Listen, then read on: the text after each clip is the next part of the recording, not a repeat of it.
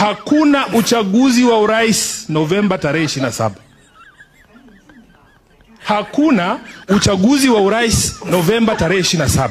Ni madiwani, ma MCAs wetu na wabunge.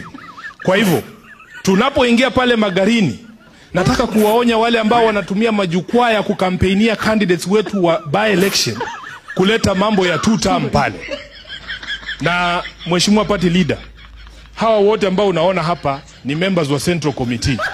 Tuliketi tukasikizana kwamba jambo ambalo halijasikizanwa ndani ya chama cha ODM ni kwamba hatujaamua jinsi ambavyo chama kitaingia katika uchaguzi wa 2027. Na tukasema uamuzi huo ni muhimu sana kuachiwa watu wachache pale juu.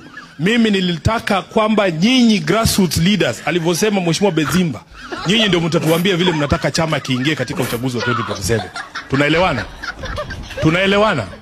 Kwa hivyo wale ambao wanataka kuleta confusion, uchaguzi wa Novemba ni wa viti wa madiwani, MCAs na MPs. Wewe kama uko na mambo yako ya 2027, ngojea kwanza wananchi wenyewe, wanachama wa ODM watatuambia. Na mimi kama katibu wenu nataka niseme baba alitufunza ya kwamba mkienda safari, mkienda kuwinda, mnaenda hiyo safari na watu ambao walikuwa naita like-minded. Ukimkaribisha mtu ndani ya ODM, lazima uniambie vile tabia yake na yangu inafanana. Mnanielewa?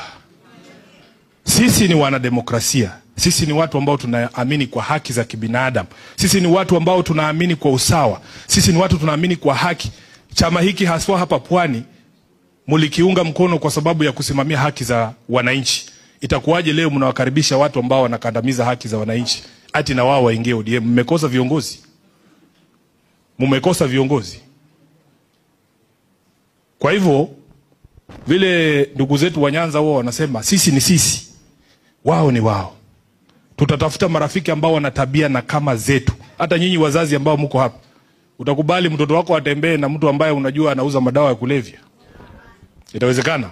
The company you keep, wazungu wanasema birds of a feather flock together. If your feathers don't look orange, please don't come near me. Mimi sio wako na wewe si wetu.